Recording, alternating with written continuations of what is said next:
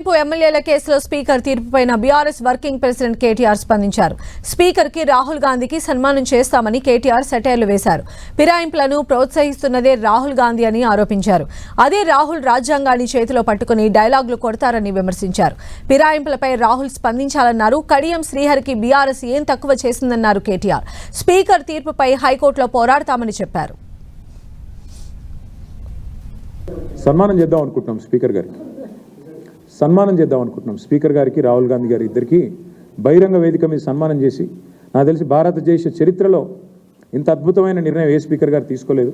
కాబట్టి వారికి మేము సన్మానం చేసి చప్పట్లతో, మంచి దుప్పట్లు కప్పి చప్పట్లతో సన్మానం చేసి బాగా అభినందనలు తెలియజేద్దాం అనుకుంటున్నాం. మా పార్టీ బీఫామ్ మీద ఎమ్మెల్యే గెలిచిండు, కాంగ్రెస్ బీఫామ్ మీద ఎంపీ కొట్లాడిండు. ఇంకేముందన్న విచారణ చేయనికే? ఇందులో రాహుల్ గాంధీ అమాయకుడు నేను అనను, రేవంత్ రెడ్డి దోషి అని నేను అనను. దీన్ని చేయిస్తున్నదే రాహుల్ గాంధీ. ఏ రాహుల్ గాంధీ అయితే రాజ్యాంగం పట్టుకొని పోజులు కొడతాడో, డైలాగులు కొడతాడో, యాంటీ డిఫెక్షన్ లా తెస్తా అని చెప్పి తుక్కుగూడలో తుక్కు డైలాగులు కొట్టిండో, అదే రాహుల్ గాంధీ బుద్ధి తక్కువ పని ఇది. ఆ రాహుల్ గాంధీకి ఏమైనా సిగ్గు లజ్జ ఉంటే ఆయన సమాధానం చెప్పాలి. ఒక పార్టీ బీఫామ్ మీద గెలిచి ఇంకో పార్టీ బీఫామ్ మీద ఎంపీకి పోటీ చేసినోడు డిస్క్వాలిఫై కాకుండా ఎట్లుంటాడండి? మీరే చెప్తారు కదా, యాంటీ డిఫెక్షన్ లాని సమర్థవంతంగా అమలు చేస్తాం, మేము వెంటనే 10 రోజుల్లో ఆటోమేటిక్ డిస్క్వాలిఫికేషన్ చేస్తామని చెప్పారు రాహుల్ గాంధీ గారు. రేవంత్ రెడ్డి గారు ఏం చెప్పారు? పార్టీ మారిన వాళ్ళని రాళ్లతో కొట్టి చంపమన్నాడు. ఇప్పుడు ఎవరిని కొట్టాలా రాళ్లతో? రాహుల్ గాంధీని కొట్టాలనా, రేవంత్ రెడ్డిని కొట్టాలనా?